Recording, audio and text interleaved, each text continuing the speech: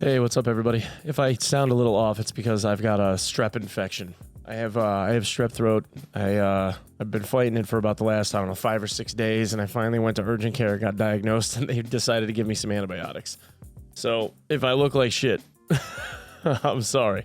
I'm a little under the weather. My throat hurts, but I'm okay. And by tomorrow, we'll be back to normal. The purpose of this video is to talk about what's been going on with this whole thing with Lightkeeper. See, up until recently, well, there was a leak on Reddit that we don't really need to discuss, but up until recently, getting to Lightkeeper seemed like a giant mystery. No one knew how to get there at all. Fast forward a few days, and the hive mind of the Tarkov community got into trying to figure out what was going on and how it was that we would be able to get across this bridge. There was even a video where Deadly Slob had been able to navigate the Claymore mines going across the bridge to get to see him, but once that video was released, BSG said no, and they decided to like quadruple the amount of damage that Claymores do, and now if you get hit with a Claymore, you instantly die. Whether it is the Claymores going across the bridge or the cliff sides that are overlooking Building 3, which if you haven't been up there yet, you're in for a treat. The entire rocky cliff face that people had been using to snipe rogues at a nice, safe distance are all booby-trapped with Claymore mines now, and you don't have the ability to just sit up there and take them out anymore. He made that video and showing people. Insta-kills. Yeah, now all the nades are, now all the mines are insta-kill. Yeah. All right, well, let's... Oh! As I was saying.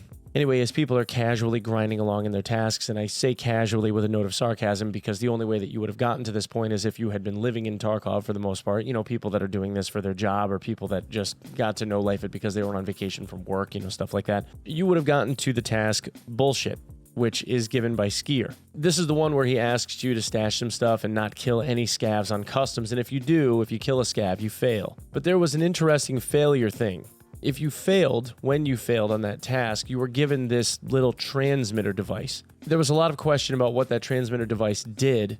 Eventually, what we came to realize was if you walked up to the bridge with this hotkeyed in one of your special slots, you would hold the transmitter out and it would emit a tone and would ultimately kind of flag you, knowing the ability that you had to get into and see Lightkeeper. And that's where we started getting a lot of this footage. Streamers like Trey 24K and Toothy and Hyperrad, etc. were able to then cross the bridge because the Claymores were disabled. That was the, I guess, dynamic event. You were then able to walk up to and even talk to Lightkeeper and see the cinematic events and have some dialogue with him. But there was something interesting about this, something that didn't really make any sense. Why would the failing of the quest bullshit give you this transmitter that allowed you to just walk across the bridge and talk to Lightkeeper? Especially since when you go to talk to Lightkeeper, the dialogue that he gives you talks about how you had already gotten through all of his tests and were now able to speak to him after having completed what seemed like an awful lot of different tasks.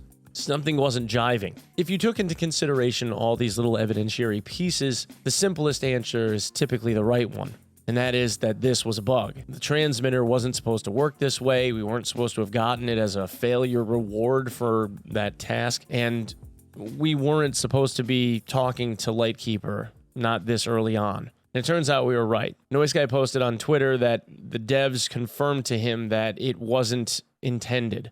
If you try to pull out the transmitter and cross the bridge, the Claymores now go off and they kill you as they once did before. What else is extremely interesting about this is Lightkeeper doesn't have anything to trade with you and he doesn't have any tasks to send you on. And the entire idea with Lightkeeper was there was supposed to be in-game, in-raid interactions that we were going to do with him in order to be able to further the storyline or give us some new things to do or just demo or have BSG testing the ability to interact with traders in-game. But as of right now, it appears that none of that is functional. What it looks like is the end of some quest line, some very long quest line, would ultimately get us to the point where we're able to walk up and speak with him, but then the story kind of stops there. My assumption is, my belief is that he is a placeholder, that the dialogue that he has is just some demo dialogue, and the actual functions of him that we were supposed to have gotten by now are not in the game yet. My other belief is that BSG was kind of banking on it taking a while, or having it be a mystery that we'll keep digging away on until they finally actually give us the real path in game from a future patch, maybe, for instance. and we won't be able to actually do anything with Lightkeeper until then. The part about this that bugs me a little bit is up until this point, we had been able to get to the island as a nice, healthy choke point. It gave us some good PvP. There were rogues to fight, and obviously a good amount of loot to be had on that island. That island is a very, very good loot spot. Until they figure out whatever's going on with this, we won't be able to touch any of that loot moving forward until, I guess, we kind of figure out a way to get across the bridge. What's further is the transmitter allowed us to be able to approach the island even though Zriachi and the minions that he had were there, which allowed for some people to get some really up close and personal screen caps, etc. But if you shot and killed Zriachi or any of his guards, whatever, you lost the ability to reapproach the island. So we know at some level at least there is some type of penalty or some type of internal rep system that costs, a certain number of raids or something along those lines that won't allow us to be able to go in to see Lightkeeper until we kind of scrub ourselves clean of, I guess, betraying them. All of this just seems really weird to me. It's more stuff where it feels much more like a testing environment than it is even remotely close to being finished product. I think the idea of Nikita wanting to have Tarkov be in a 1.0 release by the end of last calendar year was a pretty unrealistic expectation. And I think they're probably going to need another year of development between Arena coming and then trying to get the in-game traders working. It's probably not going to be until next year before we finally see, or the tail end of this year before we finally see a release of Tarkov in a 1.0 state. Anyway, guys, that's what I have for this one. Thanks so much for coming and checking it out.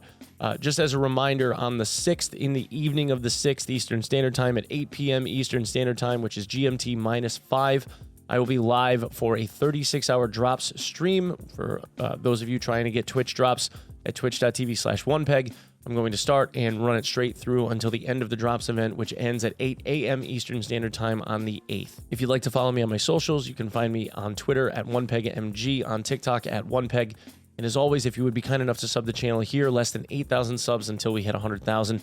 Thank you so much for lending me all of your eyeballs. I genuinely appreciate all of you being here. I apologize for being sick. And I will see you in the next one. Peace.